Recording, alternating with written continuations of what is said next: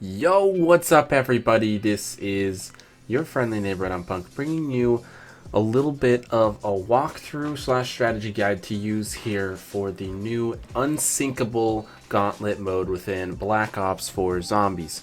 This is going to be a guide for solo players, so you'll have to scale this up depending on how many players you have and adjust where necessary if you're trying to do it with more players, but I'd highly recommend your first few times doing this, or your first time doing it at least, try this solo as it's going to be a much easier method to work with. Now, this is going to be first, we're going to talk about the class setup. So as you see on screen now, there are a couple of elixirs over here which are considered paid elixirs, and then a couple that are not. Now, let me explain what those are used for. So the sword flay is used for a couple of rounds where you either lose your weapons or you basically need to knife only, things like that, or if you lose or have any kind of hiccups. That's what I have sword flay on there for, since they recently buffed it as of today, and it now insta kills any zombie on any round minus the special zombies like the bosses, the mini bosses, and the actual full-fledged Blightfathers, etc. So that's really useful as a backup. Shields up is also useful in case you're in a tricky situation and need an extra shield and can't go get yours one step specifically. It is very, very nice to use that. I use temporal so that I could pop that on insta kills and double points to make the rounds easier and to get more points, because points are very, very crucial to this mode. And then I use the alchemical, or the not alchemical, arsenal accelerator, so that way you guys can use your specialist more often and quicker, because that's going to be very useful to use. Now, the perks I use are as follow. In the Danu slot, I use the Deadshot Dealer. Next up is Dying Wish in the Raw slot, because that's going to be one of the last perks you'll need to buy. That and Stamina Up. The next perk is going to be Zeus. The Victorious Tortoise is an absolute must, which I'll explain more once we get into each step. And then the modifier, I use Odin, because with that modifier, if you don't already know, you have unlimited full sprint and you can fire weapons while sprinting, and then obviously you get your extra reload when having all 4 perks. So that's an absolute must to have, especially because you run a lot on this map and in this challenge, this gauntlet mode. I use the Strife, but really any starting weapon will do. You're probably not going to keep it that long. If you want a SOG, you can use that, but the Strife is ultimately the best, especially if the stiletto knife, it's going to help you on the 3rd round. And it's going to help you with the earlier rounds. So I'd recommend using the Strife with the stiletto knife if you have it unlocked. Next up, obviously, you're going to want to use the Wraithfire, the most powerful grenade type in the game, and the Scepter of Ra. The reason I use the Scepter of Ra is because in its stage 3, the Shining Beacon form, you can plant that on the ground, and you are completely invincible during that time of the use of it, the duration of its use, meaning that every time you go down, you will instead of getting a strike, you will be revived and get your perks back, thusly saving your butt. Basically, it's going to be very, very useful. I use that a lot, and it came in very handy through my runs. Now that's going to be your perk setup. We're going to get into each of the rounds. I broke it down into each 10 rounds section, so 1 through 10, 11 through 11 through 20, and then 21 through 30. And we're going to break that down starting with the first 10 rounds. So what you're going to want to do is, obviously the first round is to survive without taking damage. Not very hard, very easily straightforward. The next, you're going to need to kill zombies with equipment only. That's why I recommended the Wraithfire, so make sure you're using those, train up the zombies, and then get them all in a group and throw one Wraithfire, and then use your second as necessary. If you need to, just wait till another one recharges and then do that. After that, you're going to want to get melee kills only, or it's going to require you to get melee kills only, so using the stiletto knife on the Strife works, so I recommend doing that. Following up is going to say survive the round with at least 1 perk active. Make sure that this is your Danu perk. Obviously, it's the closest perk to get, and use Deadshot Dealer as you're going to need it later on, so it's a perfect time to grab it right away. After that, you have to use the Essex Model 07 lever action rifle only. Not very hard to do, and it's right in spawn. After that, you're going to want to hang on to that Essex model. You're going to need it later, so just hold on to that one as a secondary gun and get another primary weapon. You're going to, at this point, need to open up to the Sentinel artifact, not extremely hard to do, by round 6, as well as by the end of round 7, you're going to need a shield, so make sure you guys open the top and the bottom and get your way over to Sentinel artifact pretty quick there. I'd also recommend hitting the box somewhere around 5 or 6 before you get all the way to the Sentinel artifact, so you have a decent secondary weapon along with your Essex lever action. Next, what you're going to need to do is survive a round without being able to buy anything. So by round 8 at the latest, you're going to want, or by round 7, you're going to want to have that box gun so you can survive pretty easily, because you cannot buy ammo or anything for your Essex during round 8 because all wall buys and everything are disabled. So do any purchases you need to on round 7 or wait till round 9. Next is obtain a weapon from the mystery box. You have to use the weapon, or pick the weapon up from the mystery box, but you can do that if you didn't get a good weapon your first time, and then just re-go and spin that main primary weapon you want with your Essex as your secondary. Spin that first primary one and grab another gun. Very easy to do. And number 10 is defend the cargo hold while flooded. I'd stand on the top little metal part that's right as you enter from the cargo, or the mail room. Sorry, as you enter the cargo hill from the mail room, you're going to want to stand on that little metal part because it's going to be flooded. So if you stand there and watch each direction, if you have like any kind of LMG or good AR, you should be able to cover that pretty easily. And you're just going to want to train back and forth there and defend and use your Wraith Fires and your Specialist as needed. Next, we're going to get on to rounds 20, or rounds 11 through 20. The 11th round is going to be opening all doors in the map. This is going to cost you 17,000 points in total from every door you've opened since spawn. And there is a total of 21 doors, so make sure not to forget any. And it will tell you by your player name if you have missed any. It will show a check mark once complete. 12 is pretty easy, but it's just crawlers, so just fend them off. Next is make sure you have a repacked weapon by the end of the round, which is 13. I would recommend having your Essex packed twice, or your lever action by this time, and possibly one other if possible. Also make sure you have your Victorious Tortoise perk and your Deadshot perk by this time in the game. Those are very, very necessary perks to be using. After that, you're going to need to complete the round with 0 perks. It's not going to take away your perks, or you don't have to lose them. They're just going to be locked off for that round and won't be usable, but they'll come back right after.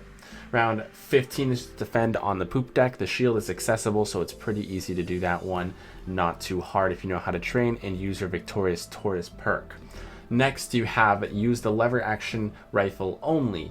Make sure it's double pack-a-punched by this time, at least. Between 2 to 4 pack-a-punches is great, so that way you can kill the zombies with that. The following round will be kill zombies with headshots only. This one sounds really, really scary, but it's not too bad. Just make sure you guys have that Deadshot dealer perk on and a good LMG, AR, or something that you can hit on the heads. Or if you don't use your lever action, it will take a little longer, but you can use that pack-punched and get some one-shot headshots to do the round. So just be careful and do that. Also, shield kills do not affect it if your shield blows up. I don't know about using the pistol, but I know if your shield blows up, it doesn't mess up. Any catalysts, zombies going off does not affect them negatively, and any specialists used does not affect it, to my understanding. So just be careful, but if you're using your staff, you should be fine. Next is going to be avoid all power-ups. Pretty self-explanatory, but the power-ups drop 3 to 5 times more. So every 3 to 5 zombies, you will have a power-up drop. So avoid those. Run around as much as you need to. You'll need to make long trains around the map because you can't circle on itself because the drops don't go away very quickly. So make sure you guys prioritize that. That's the hardest round I've had so far personally. I failed it more times than any other in these runs. Next after that is damage to players causes point drain. How this works is you take instead of taking damage like you normally just would take damage from getting hit, you take damage and lose 1k points per hit. So make sure you're very careful in this round. Not very hard, especially if you have the Kraken or something along those lines, but it's very, very tricky. Something to note as well, during rounds 11 through 20, you should have had your Stoker already spawn at least once, so make sure to grab that Stoker key by hitting him in his weakness and do the small Kraken Easter egg and fill up those chests around the map, which if you need a video, I have one on my channel on how to get the free Kraken. You can easily go ahead and get the Kraken ready to go before round 20 is ideal because you're going to need it for round 23, but don't pick it up, just leave it spawned in on the map, and we'll get to that in just a second. And then once you have survived round 19, which is damage to players causes point drain, Then you're going to have to survive a Stoker onslaught in the engine room. There is between 30 to 40 Stokers that I experienced when I did it. I could be a little off, but it was a pretty high number of Stokers. So I would highly recommend having a good pack-a-punch gun at this time, like a Hades, like the rocket launcher, the Zweihander, something along those lines, a good lot of magazine ammo gun. Now at this point, once you have done round 16 in your run, the lever action rifle is not needed for this point. You'll need to get it again later on, but you are not going to need it now. So I would recommend trading that in the box, trying to get a Kraken or something powerful as a secondary weapon that you're going to need to use. Once you are done with this, you're going to be moving on to the last set of challenges, which is rounds 21 through 30. Now, when you are doing these, they are the hardest challenges yet. 21, every player must possess a level 3 special weapon. Very straightforward, grind it out before there. Also, don't forget to be working on that Stoker key quest line to get those chests filled up and get the free Kraken. You're going to need that before you start round 23. That is an absolute must. Now, at 22, you're going to need to kill catalyst zombies using corresponding reactive AATs. So your pack-a-punch abilities that you get after 2nd, 3rd, 4th, and 5th pack-a-punch. Now, contrary to popular belief, fire doesn't go to fire, water doesn't go to water. Fire actually goes with brain rot. You need to use the brain rot ability to kill fire zombies for this to count, kilowatt to kill water, firebomb for electric, and cryo freeze for acid. So it doesn't matter if you have 1 or 2 guns with the abilities, just try and focus on one, make sure it has one ability, and find the corresponding type. You'll have plenty of zombies to do. You only need to kill 10 with their corresponding abilities and then finish the round. The rest don't matter, and you can see the numbers you have done right by your player name where the self-revives would normally be. So if you're having any trouble, that is an easy way to keep up and see how you're doing. Now that one's pretty tough, but not ultimately the hardest here. The next one is the hardest step of the round. You're gonna wanna save one singular zombie at the end of round 22 because you're gonna need to find the pack-a-punch and sit next to the pack-a-punch right before you end the round. Now, 23, when you start, it spawns you, or it takes away basically everything. It takes away your shield, your whatever charge you have on your specialist meter, and it takes away your weapons and put you back to your starting weapon. So you lose them all and there's no way to get them back. Now, the reason why you had the Kraken done earlier, so you can easily go pick that up from its spawn at this point in your game. And additionally, the reason you want to hold round 22 is you have your primary weapon, you put it in the pack-a-punch at the end of round 22. You then kill the zombie with your secondary weapon or with something else like your knife or whatever you need to. Then the round will flip, it will start you back to your starting weapon, and then you can grab your weapon out of the pack-a-punch right before it goes away, and you'll have plenty of time to do that. So that way you're not losing that gun, you still got your max-packed main weapon. Then what you're going to want to do is run yourself to the shield next. If the Kraken, free Kraken is on the way, grab that and run yourself to the shield. This is why Victorious Tortoise is useful, because you can be using that during these kind of stages. So it's super, super awesome to have that perk at that point in the game. And that's why the free Kraken comes in so handy. And you're going to want to, before all this, if you can, get the ice ability ready to go so you can upgrade your Kraken to an ice. Make sure you do not pack-a-punch that free Kraken you grab. You do not want to pack-a-punch the one you have earlier. If you get it earlier, feel free to pack-a-punch that and make your life easier. But this one, you do not want to pack-a-punch. Now, round 24 is replenish health drained by zombie kills. So basically how this works is you lose 5 HP per 3 seconds or so. I could be a little bit off on the timing, but every 3 to 5 seconds, you're gonna lose 5 HP. Kills restore anywhere between 10 to 25 HP, depending on how much damage you do to the zombies, and if you kill them or not. You will get somewhere around 10 to 25. It could be a little higher, but I know at the lowest you'll get is 10 back with at least getting a little bit of damage to a zombie. So it's not very hard to get it back up, but you just need to be consistently killing in a good manner, using your specialist as needed. A Blight Father will most likely spawn during this, so be careful and save your specialist for that, but not a too hard of a round ultimately. 25 is defend the forecastle with no special weapons. It just locks off your special weapon. Make sure you have your Kraken Pack-a-Punch to ice or fire, and you should be pretty good to go on that stage and having an easy time. You get basically the entire full spawn with no doors open, so it's pretty easy to survive. But a Blight Father again will probably come. 26 is complete the round before the timer runs out. Make sure when you start this round you are ready to go. You're in the corner you need to be in, or you're where you need to be, because you have 2 minutes to complete this round, and there is a lot of zombies. They spawn faster, but there is a hell of a lot of zombies, and stokers can sometimes spawn, so that can be tough. Make sure that you got your Ice Kraken ready to go. Not Pack-a-Punch though. I cannot emphasize that enough. You're gonna need it on Pack-a-Punch for later. Next is use the lever action rifle only.